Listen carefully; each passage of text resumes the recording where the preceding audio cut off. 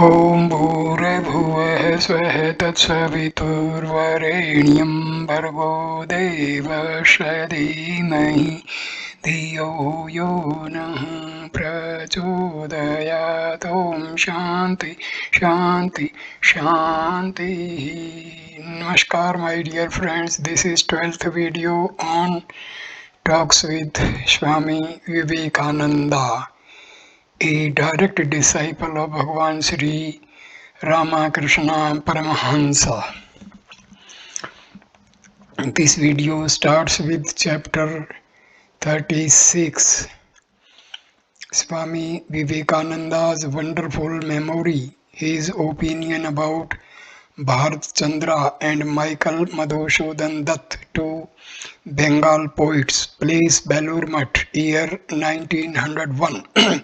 Swamiji is in different health. At the earnest request of Swami Niranjanananda, he has been taking Kavira's medicines for 6 or 7 days. According to this treatment, the drinking of water is strictly forbidden. He has to appease his thirst with milk. The disciple has come to the mutt early in the day. Swamiji, on seeing him, spoke with affection. "Oh, you have come. Well done. I was thinking of you, disciple. I hear that you are living on milk for the last 6 or 7 days." Swamiji, yes, at the earnest entreaty of Niranjan, I had to take to this medicine. I cannot disregard their request. Disciple, you were in the habit of taking water too frequently. How could you give it up altogether? Swamiji, when I heard that according to this treatment water had to be given up, I made a firm resolve immediately not to take water. Now the idea of drinking water does not even occur to the mind. Disciple, the treatment is doing you good, I hope. Swamiji, that I don't know. I am simply obeying the orders of my brother disciples. Disciple, I think that indigenous drugs such as the Veds use are very well suited to our constitution. Swamiji, my idea is that it is better even to die under the treatment of a scientific doctor than expect recovery from the treatment of laymen who know nothing of modern science, but blindly go by the ancient books without gaining a mastery of the subject, even though they may have cured a few cases. Swamiji cooked certain dishes, one of which was prepared with vermicelli. When the disciple who partook of it asked Swamiji what it was, he replied, "It is a few English earthworms which I have brought dried from London." This created a laughter among those present at the expense of the disciple. Despite his spare food and scanty sleep, Swamiji is very active. A few days ago, a new set of Encyclopedia Britannica had been bought for the mutt. Seeing the new shining volumes, the disciple said to Swamiji, "It is almost impossible to read all these books in a single lifetime." He was unaware that Swamiji had already finished 10 volumes and had begun the 11th. Swamiji, what do you say? Ask me anything you like from these 10 volumes and I will answer you all. The disciple asked in wonder, "How have you read all these books, Swamiji? Why should I ask you to question me otherwise?" Being examined, Swamiji reproduced not only the sense but at the place the very language of the difficult topics selected from each volume. The disciple, astonished, put aside the book, saying, "This is not within human power." Swamiji, do you see, simply by the observance of strict brahmacharya continence, all learning can be mastered in a very short time. One has an unfailing memory of what one hears or knows but once. It is owing to this want of continence that everything is on the brink of ruin in our country. Disciple, whatever you may say, Sir, the manifestation of such superhuman power cannot be the result of mere brahmacharya. Something else there must be. Swamiji did not say anything in reply. Then Swamiji began to explain lucidly to the disciple the arguments and conclusions about the difficult points in all philosophies. In course of the conversation, Swami Brahmananda entered the room and said to the disciple, "You are a nice man. Swamiji is unwell, and instead of trying to keep his mind cheerful by light talk, you are making him talk incessantly, raising the most abstruse subjects." The disciple was abashed, but Swamiji said to Swami Brahmananda, "Keep your regulation of Kavira's treatment aside. These are my children, and if my body goes in teaching them, I don't care." After this, some light talk followed. Then arose the topic of the place of Bharat Chandra in Bengali literature. From the beginning, Swamiji began to ridicule Bharat Chandra in various ways and satirized the life, manners, marriage customs, and other usages of the society at the time of Bharat Chandra, who was an advocate of child marriage and expressed the opinion that the poems of Bharchandra, being full of bad taste and obscenities, had not found acceptance in any cultured society except in Bengal. He said it should be guarded that such books do not come into the hands of boys. Then, raising the topic of Michael Madhusudan Dutt, he said, "That was a wonderful genius born in your province. There is not another epic in Bengali literature like the Meghnad Badh.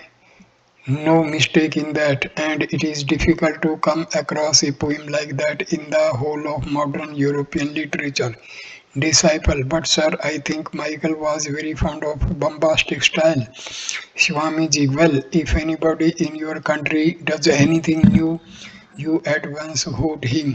First examine well what he is saying, but instead of that, the people of the country chase after anything which is not quite after the old modes.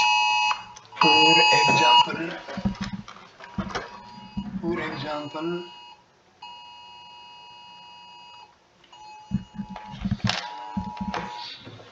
first examine well that he is saying, but instead of that, the people of the country will chase after anything which is not quite after the old modes. For example, in order to bring to ridicule this Meghnad Badh Kavya, which is the gem of Bengali literature, the parody of Chuchundri Bad Kavya, the death of a mole, was written. They may caricature as much as they like, it does not matter, but the Meghnad Badh Kavya still stands unshaken in its reputation like the Himalayas, while the opinions and writings of carping critics who are busy picking holes in it have been washed away into oblivion.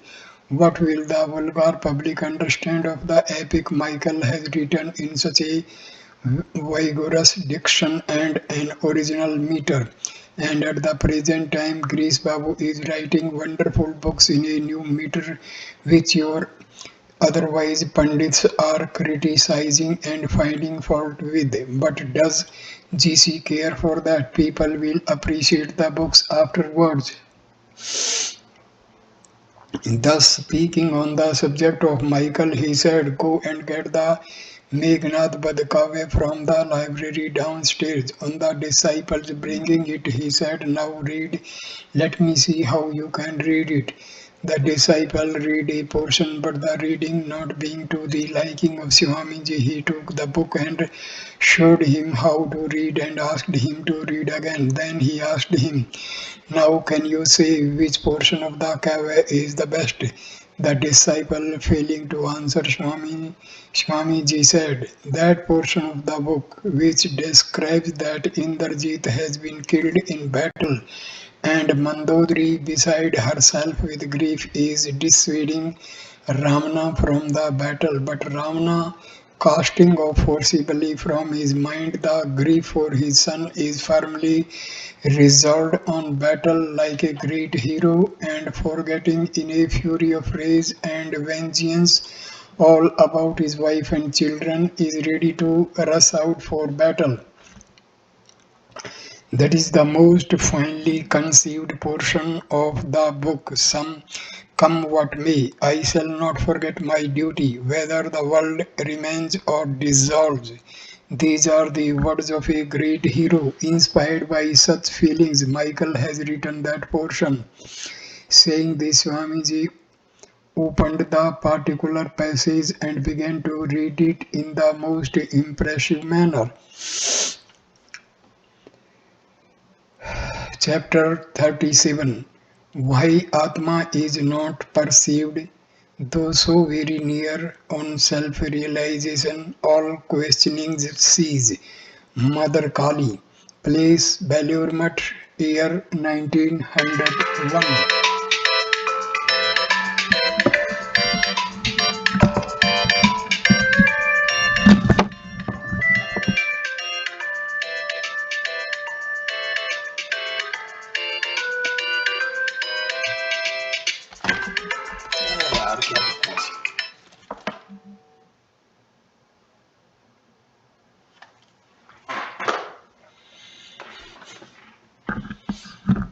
Why Atman is not perceived, though so very near on self-realization, all questioning cease.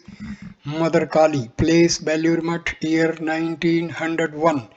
Swamiji is much better under the Kaviraj treatment. The disciple is at the mutt. While attending on Swamiji, he asked, the Atman is all pervading, the very life of the life of all beings, and so very near still, why is it not perceived? Swamiji, do you see yourself that you have eyes? When others speak of the eyes, then you are reminded that you have got eyes. Again, when dust or sand enters into them and sets up an irritation, then you feel quite well that you have got eyes. Similarly, the realization of this universal Atma, which is inner than the innermost, is not easily attained. Reading from scriptures or hearing from the lips of the perceptor, one has some idea of it. But when the hard lashes of the bitter sorrow and pain of the world make the heart sore, when on the death of one's near and dear relatives, man thinks himself helpless, when the impenetrable and insurmountable darkness about the future life agitates his mind, then does the jiva pant for a realization of the Atma. Therefore is sorrow helpful to the knowledge of the Atma, but one should remember the bitter lessons of experience. Those who die merely suffering the woes of life like cats and dogs are then the man. He is a man who, even when agitated by the sharp interaction of pleasure and pain, is discriminating and knowing them to be of an evanescent nature, becomes passionately devoted to the Atma. This is all the difference between man and animal. That which is nearest is least observed. The Atma is the nearest of the near. Therefore, the careless and unsteady mind of man gets no clue to it.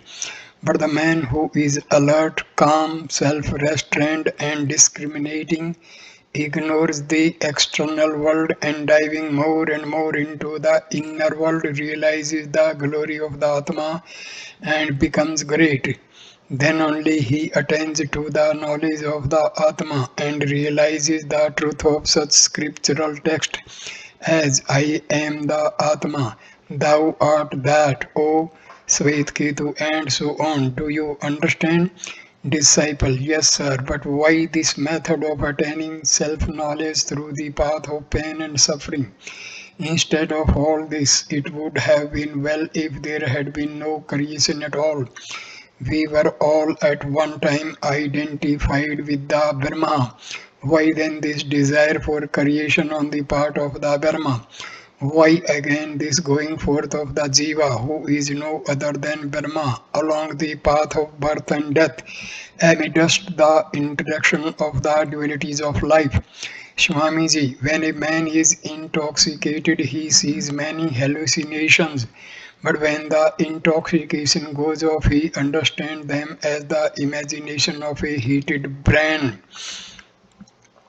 Whatever you see of this creation which is without a beginning but has an end is only an effect of your state of intoxication. When that passage of such questions will not arise at all. Disciple, then is there no reality in the creation and preservation, etc. of the universe? Swamiji, why should not there be? So long as you identify yourself with the body and have the ego consciousness, all these will remain. But when you are bereft of the body consciousness and devoted to the Atma and live in the Atma, then with respect to you, none of these will remain, and such questions as whether there is any creation or birth or death will have no room. Then you will have to say, कैगतं केन वा नितं कुत्रे लोन्मिदं जगत् अधुनैव भयादृष्टं नास्ति किं भयदुतं. Where is it gone? By whom is it taken? Wherein is the world merged? It was just observed by me, and is it non-existent now? What a wonder! Viveka Chudamani. Disciple, if there is no knowledge of the existence of the universe, how can it be said wherein is the world merged? Swamiji, because one has to express the idea in language, therefore that mode of expression has been used. The author has tried to express in thought and language about the state where thought or language cannot reach, and therefore he has stated the fact that the world is wholly unreal in a relative mode like the above. The world has no absolute reality which only belongs to Brahma, which is beyond the reach of mind and speech. Say what more you have to ask. Today I will put an end to all your arguments. The bell of evening service in the worship room rang at the time and everybody made for it. But the disciple stayed in Swamiji's room, noticing which Swamiji said, "Won't you go to the worship room?" Disciple, "I would like to stay here." Swamiji, "All right." After some time, the disciple, looking outside of the room, said, "It is the new moon night and all the quarters are overspread with darkness. It is the night for the worship of Mother Kali." Swamiji, without seeing anything, gazed at the eastern sky for some time and said, "Do you see what a mysterious and solemn beauty there is in this darkness?" Seeing this and continuing to look at the dense mass of darkness, he stood enwrapped. After some minutes had passed, Swamiji slowly began to sing a Bengali sing, "O Mother, in deep darkness flashes thy formless beauty," etc. After the song, Swamiji entered his room and sat down with an occasional word like "Mother, Mother" or "Kali, Kali" on his lips. Uneasy at Swamiji's profoundly abstracted mood, the disciple said, "Now, sir, please speak with me." Swamiji smilingly said, "Can you fathom the beauty and profundity of the Atma, whose eternal manifestation is so sweet and beautiful?" The disciple, with wished for a change of topic, noticing which, Swamiji began another song of Kali, "O Mother, thou flowing stream of nectar, in how many forms and aspects dost thou play in manifestation?" After the song he said, "This Kali is the Brahma in manifestation. Have not it you heard Sri Ramakrishna's illustration of the snake moving and the snake at rest, representing the dynamic and static aspects of the same thing?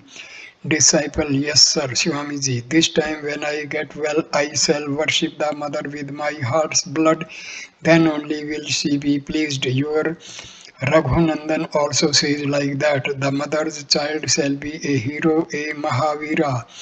In unhappiness, sorrow, death, and desolation, the mother's child shall always remain fearless. Chapter 38. Wanted a sturdy band of young men ready to sacrifice all for others. Manly, manliness should be the ideal remedy against low spirits and weakness of mind.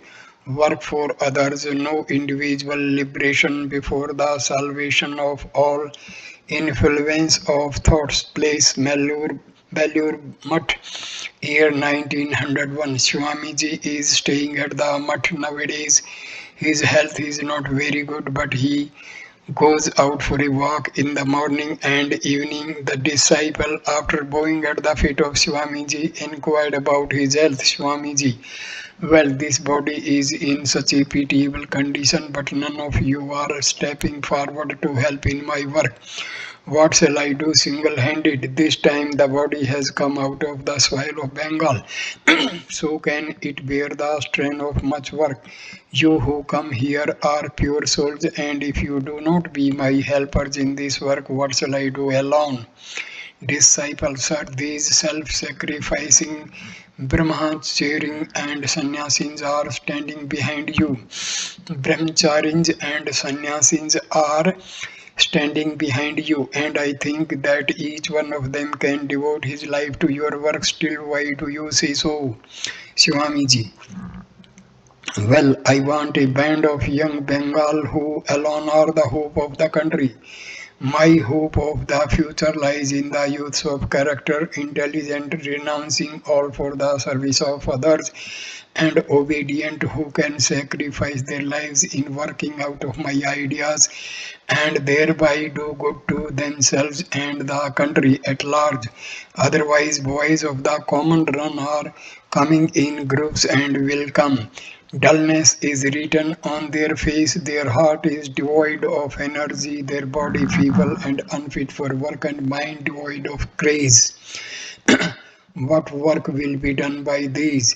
If I get 10 or 12 boys with the faith of Nachiketa, I can turn the thoughts and pursuits of this country in a new channel. Disciples, sir, so many young men are coming to you, and do you find none among them of such a nature? Swamiji, among those who appear to me to be of good caliber, some have bound themselves by matrimony, some have sold themselves for the acquisition of worldly name, fame, or wealth, while some are of feeble bodies. The rest, who form the majority, are unable to receive any high idea. You are no doubt fit to receive my high ideas, but you are not able to work them out in the practical field. For these reasons, sometimes an anguish comes into my mind, and I think that taking this human body through untowardness of fortunes, I could not do much work. Of course, I have not yet wholly given up hopes, for by the will of God, from among these very boys may arise in time great heroes of work and spirituality who will in future work out for my ideas. Disciple, it is my firm belief that your broad and liberal ideas must find universal acceptance someday or other, for I see they are all-sided and infusing vigor into every department of thought and activity, and the people of the country are accepting, either overtly or covertly, your ideas and teaching them to the people. Swamiji, what matters if they acknowledge my name or not? It is enough if they accept my ideas. 99% of the sadhus, even after renouncing lust and wealth, get bound at least by the desire of name and fame. Fame, that last infirmity of noble mind, have not you read? We shall have to work giving up altogether all desire for result. People will call us both good and bad, but we shall have to work like lions, keeping the ideal before us without caring whether the wise ones praise or blame us. Disciple, what ideal should we follow now? Swamiji, you have now to make the character of Mahavira your ideal. See how at the command of Ramachandra he crossed the ocean. He had no care for life or death. He was a perfect master of his senses and wonderfully sagacious. You have now to build your life on this great ideal of personal service. Through that, all the other ideals will gradually manifest in life. Obedience to the Guru without questioning and strict observance of Brahmacharya. This is the secret of success. As on the one hand Hanuman represents the ideal of service, so on the other he represents leonine courage striking the whole world with awe. He has not the least hesitation in sacrificing his life for the good of Rama. He is supreme indifference to everything except the service of Rama, even to the attainment of the status of Brahma and Shiva, the great world gods. Only the carrying out of Sri Rama's behest is the one woe of his life. Such wholehearted devotion is wanted. Playing on the khol and khartal and dancing in the frenzy of kirtan has degenerated the whole people. They are in the first place a race of dyspeptics, and if in addition to this they dance and jump in that way, how can they bear the strain? In trying to imitate the highest sadhana, the preliminary qualification for which is absolute purity, they have been swallowed in dire tamas. In every district and village you may visit, you will find only the sound of the khol and kartal. Are not are drums made in the country? Are not trumpets and cattle drums available in India? Make the boys hear the deep toned sound of these instruments. Hearing from boyhood the sound of these effeminate forms of music and listening to the kirtan, the country is well nigh converted into a country of women. What more degradation can you expect? Even the poet's imagination fails to draw this picture.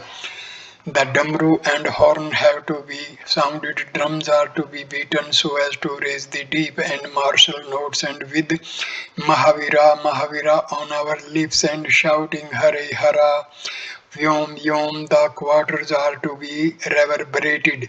The music which awakens only the softer feelings of man is to be stopped now for some time, stopping the light tunes such as Khil and Tappa for some time. The people are to be accustomed to hear the Drupad music through the thunder roll of the dignified Vedic hymns. Life is to be brought back into the country. In everything, the austere spirit of heroic manhood is to be revived. In following such an ideal lies the good of the people and the country. If you can build your character after such an ideal, then 1,000 others will follow. But take care that you do not swerve an inch from the ideal. Never lose heart in eating, dressing, or lying, in singing or playing, in enjoyment or disease. Always manifest the highest moral courage. Then only will you attain the grace of Mahashakti, the Divine Mother. Disciple, sir, at times I am overcome by low spirits, I don't know how. Swamiji, then think like this: whose child am I? I associate with him, and shall I have such weak mindedness and lowness of spirits? Stamping down such weakness of mind and heart, stand up saying, I am possessed of heroism, I am possessed of a steady intellect. I am knower of Brahma, a man of illumination. Be fully conscious of your dignity by remembering I am the disciple of such and such, who is the companion in life of Sri Ramakrishna, the conqueror of lust and wealth. This will produce a good effect. He who has not this pride has no awakening of the Brahma within him. Have not you heard Ram Prasad's song? He used to say, whom do I fear in the world whose sovereign is the Divine Mother? Keep such a pride always awake in the mind, then weakness of mind and heart will no longer be able to approach you. Never allow weakness to overtake your mind. Remember Mahavira, remember the Divine Mother, and you will see that all weakness, all cowardice will vanish at once. Saying these words, Swamiji came downstairs and took his accustomed seat on a cot in the courtyard. Then, addressing the assembled sannyasis and brahmacharis, he said, here is the unveiled presence of the Brahma. Fie upon those who, disregarding it, set their mind on other things. Ah, here is the Brahma as palpable as a fruit in one's palm. Don't you see here? These words were spoken in such an appealing way that everyone stood motionless like a figure painted on canvas and felt as if he were suddenly drawn into the depth of meditation. After some time, the tension of feeling passed and they regained their normal consciousness. Next, in the course of a walk, Swamiji spoke to the disciple. Did you see how everybody had to be concentrated today? These are all children of Sri Ramakrishna, and on the very uttering of the words, they felt the truth. Disciple, sir, not to speak of them, even my heart was overflowing with an unearthly bliss, but now it appears like a vanished dream. Swamiji, everything will come in time. Now go on working. Set yourself to some work for the good of man, sunk in ignorance and delusion. You will see that such experiences will come of themselves.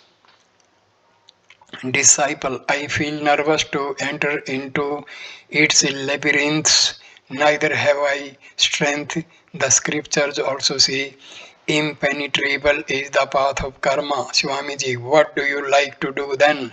Disciple, to live and hold a discussion with one like you who has realized the truth of all scriptures, and through hearing, thinking and meditating on the truth to realize the Brahma in this very life. I have no enthusiasm nor perhaps the strength for anything else. Swamiji, if you love that well, you can go on doing it and speak your thoughts and conclusions about the Shastras to others.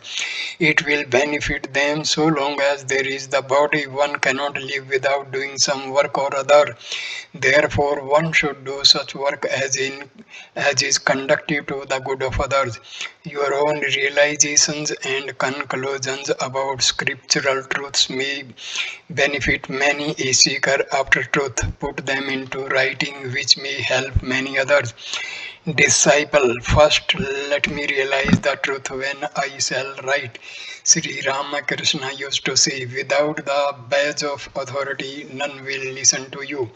Swamiji, there may be many in the world who have got stuck in that stage of spiritual discipline and reasoning through which you are passing without being able to pass beyond that stage. Your experience and way of thinking, if recorded, may be of benefit to them, at least if you put down in easy language the substance of the discussions which you hold with the sadhus of this mutt. It may help many. Disciple, since you are wishing it, I shall try to do it. Swamiji, what is the good of that spiritual practice or realization which does not benefit others, does not conduce to the well-being of the people sunk in ignorance and delusion, does not help in rescuing them from the clutches of lust and wealth. Do you think so long as one jiva endures in bondage, you will have any liberation? So long as he is not liberated, it may take several lifetimes. You will have to be born to help him, to make him realize the Brahma. Every jiva is part of yourself, which is the rationale of all work for others. As you desire the wholehearted good of your wife and children, knowing them to be your own, so when a like amount of love and attraction for every jiva will awaken in you, then I shall know that the Brahma is awakening in you not a moment before. When this feeling of the all-round good of all without respect to caste or color will awaken in your heart, then I shall know you are advancing towards the ideal. Disciple, sir, it is a most tremendous statement that without the salvation of all, there shall be no salvation for an individual. I have never heard of such a wonderful proposition. Swamiji, there is a class of Vedantists who hold such a view. They say that individual liberation is not the real and perfect form of liberation, but universal and collective liberation is true mukti. Of course, both merits and defects can be pointed out in that view. Disciple, according to Vedanta, the state of individualized existence is the root of bondage, and the infinite intelligence through desire and effects of work appears bound in that limiting condition. When by means of discrimination that limiting condition vanishes and the jiva is bereft of all adjuncts, then how can there be bondage for the Atma, which is of the essence of transcendent intelligence? He for whom the idea of the jiva and the world is a persisting reality may think that without the liberation of all he has no liberation. But when the mind becomes bereft of all limiting adjuncts and is merged in the Brahma, where is there an differentiation for him? So nothing can operate as a bar to his mukti. Swamiji, yes, what you say is right, and most Vedantins hold that view, which is also flawless. In that view, individual liberation is not barred, but just consider the greatness of his heart who thinks that he will take the whole universe with him to liberation. Disciple, sir, it may indicate boldness of heart, but it is not supported by the scriptures. Swamiji was in an abstracted mood and did not listen to the words. After some time he said, day and night think and meditate on the Brahma, meditate with great one-pointedness of mind, and during the time of awakeness to outward life, either do some work for the sake of others or repeat it in your mind, let good happen to jivas and the world. Let the mind of all flow in the direction of Brahma. By such a continuous current of thought, even the world will be benefited. Nothing good in the world becomes fruitless, be it work or thought. Your thought currents will perhaps rouse the religious feelings of someone in America. Disciple, sir, please bless me that my mind may be concentrated on the truth. Swamiji, so it will be. If you have earnestness of desire, it will certainly be. Chapter 39. Swami Vivekananda's plan to celebrate Durga Puja at Belur Mutt. His visit to the temple at Kalighat, place the Mutt, Belur, year 1901. At the time the Belur Mutt was established, many among the Orthodox Hindus were wont to make sharp criticism of the ways of life in the Mutt. Hearing the report of such criticism from the disciple, Swamiji would say in the words of the couplet of Tulsidas, the elephant passes through the marketplace and 1,000 curs begin barking after him. So the sadhus have no ill feeling when worldly people slander them. Or again, he would say, without persecution, no beneficent idea can enter into the heart of a society. He would exhort everybody, go on working without an eye to result. One day you are sure to reap the fruits of it. Again, on the lips of Swamiji were very often heard the words of the Gita, a doer of good never comes to grief, my son. In May or June 1901, seeing the disciple at the Mutt, Swamiji said, bring me a copy of Ashta Vimasti Tattva, 28 categories of Raghu Nandan at an early date. Disciple, yes sir, but what will you do with the Raghunandan Smriti, which is the present educated India calls a heap of superstition? Swamiji, why? Raghunandan was a wonderful scholar of his time. Collecting the ancient Smriti, he codified the customs and observances of the Hindus, adapting them to the needs of the changed times and circumstances. All Bengalis following the rules laid down by him, but in the iron grip of his rules, regulating the life of a Hindu from conception to death.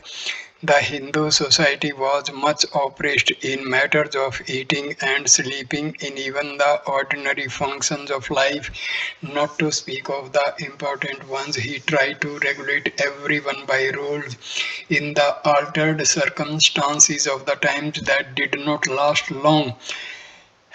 At all times, in all countries, the Karmakanda, comprising the social customs and observances, changes forms. Only the Jankanda endures. Even in the Vedic age, you find that the rituals gradually changed in form, but the philosophic portion of the Upanishads has remained unchanged up till now. Only there have been many interpreters, that's all. Disciple, what will you do with the Smriti of Raghunandan?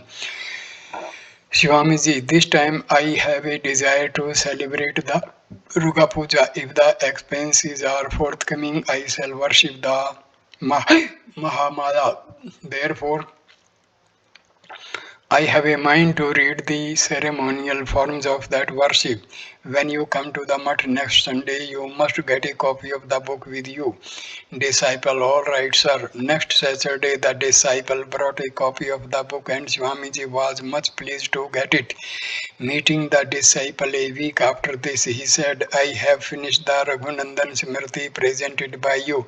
If possible, I shall celebrate the puja of the Divine Mother. The Durga Puja took place with great eclat at the proper time. Shortly after this, Swamiji performed a homa before the Mother Kali at Kali Ghat. Referring to this incident, he spoke to the disciple, well, I was glad to see that there was yet a liberality of view at Kalighat. The temple authorities did not object in the least to my entering the temple, though they knew that I was a man who had returned from the west. On the contrary, they very cordially took me into the holy precincts and helped me to worship the Mother to my heart's content.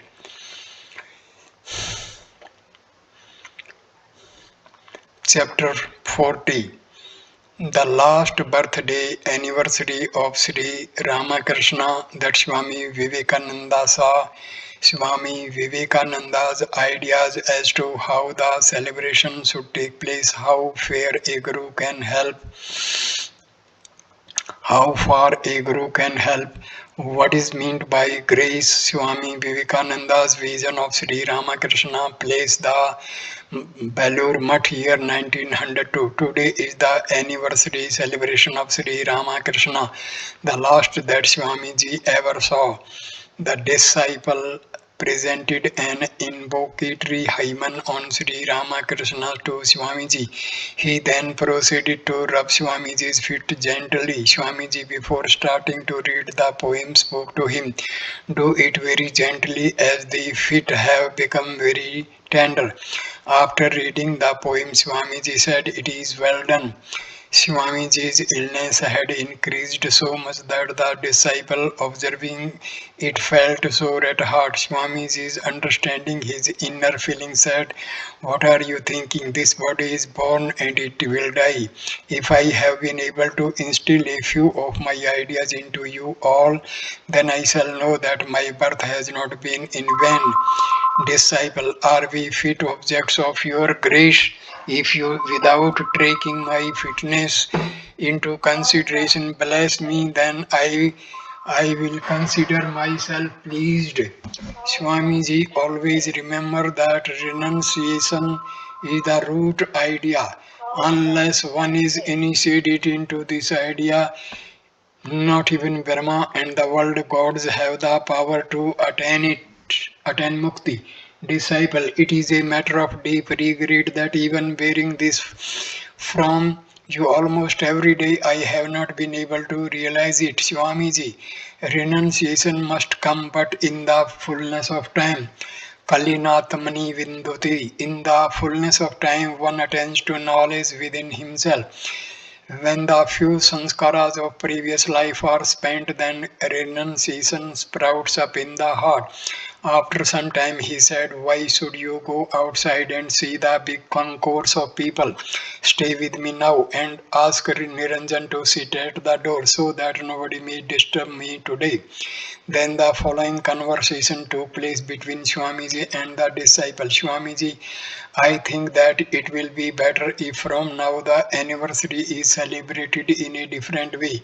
The celebration should extend to 4 or 5 days instead of one. On the first day there may be study and interpretation of scriptures. On the second, discussion on the Vedas and the Vedanta and solution of the problems in connection with them.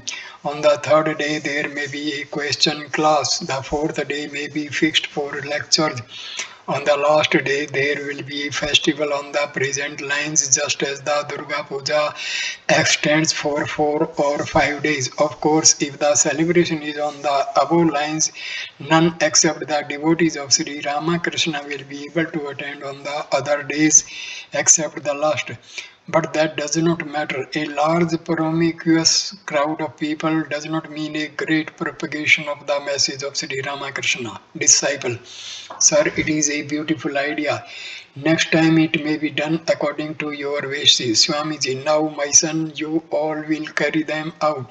I have no more inclination for these things. Disciple, sir, this year many kirtan parties have come. Hearing these words, Swamiji stood up holding the iron bars of the window and looked at the assembled crowd of devotees. After some time, he sat down. "Swamiji, you are the actors in the divine Leela of Sri Ramakrishna.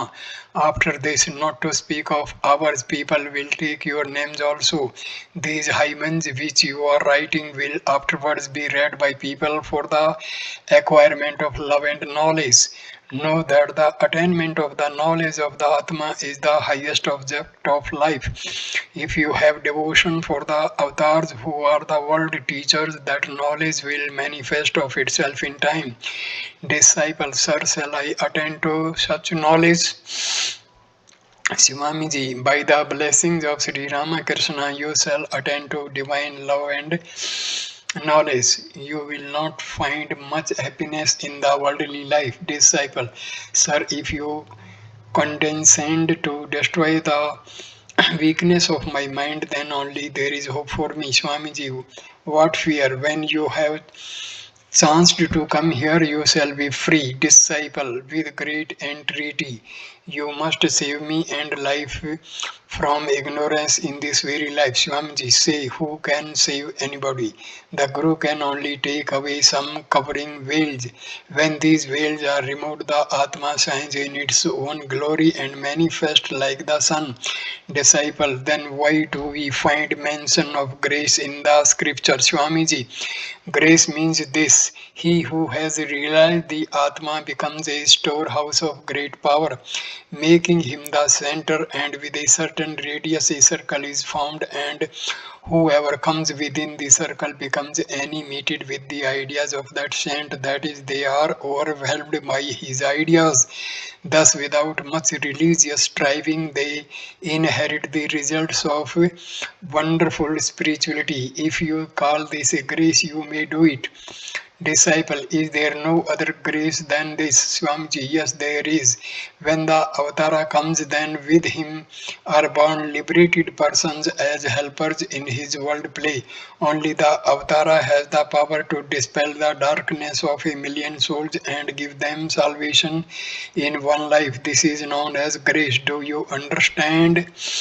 Disciple, yes, sir. But what is the way for those who have not been blessed with the sight of him? Swamiji, the way for them is to call on him. Calling on him, many are blessed with his vision, can see him in a human form just like ours and obtain his grace. Disciple, have you ever had a vision of Sri Ramakrishna after his passing away? Swamiji, after his leaving the body, I associated for some time with the Pavahari Baba of Ghazipur. There was a garden not far distant from his asrama where I lived.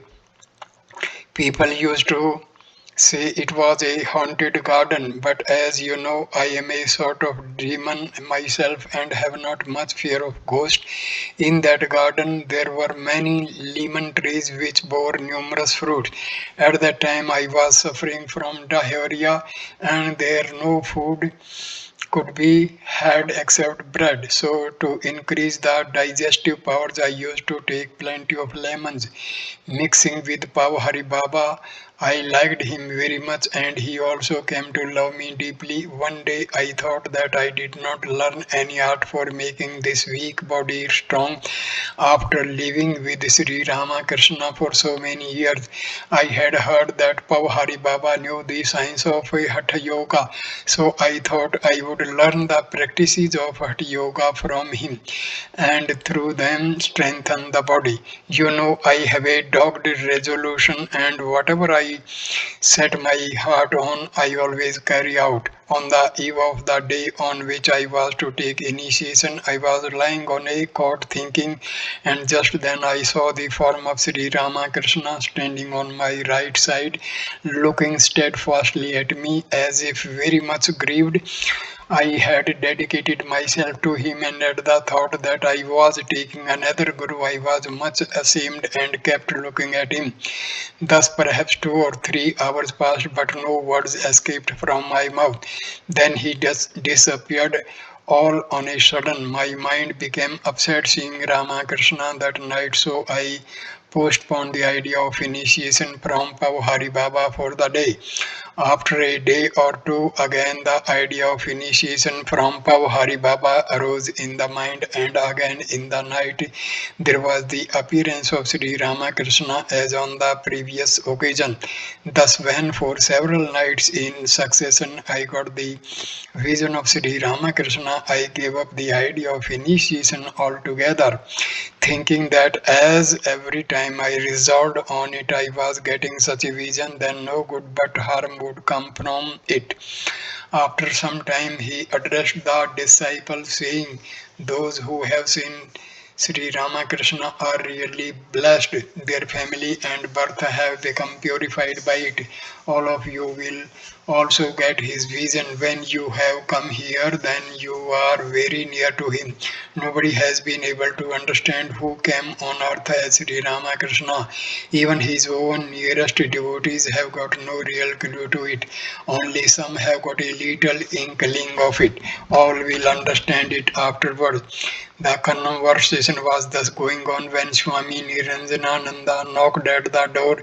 The disciple rose and inquired who has come. Swami Niranjanananda said, Sister Nivedita and some other English ladies. They were admitted into the room, sat on the floor and inquired about the health of Swamiji. After a few more words, they went away. Then Swamiji said to the disciples, see how cultured they are. If they were Bengalis, they would have made me talk at least for half an hour, even finding me unwell. It is about 2:30 now, and there is a great gathering of people on the outside. Swamiji, understanding the disciples' mindset, just go and have a look around, but come back soon. So I end this video here. Next video we'll start with chapter number 41, page 294. Thank you for watching this video. Please like, comment and share the video and subscribe the channel. Thanks a lot. Namaskar, my dear friends.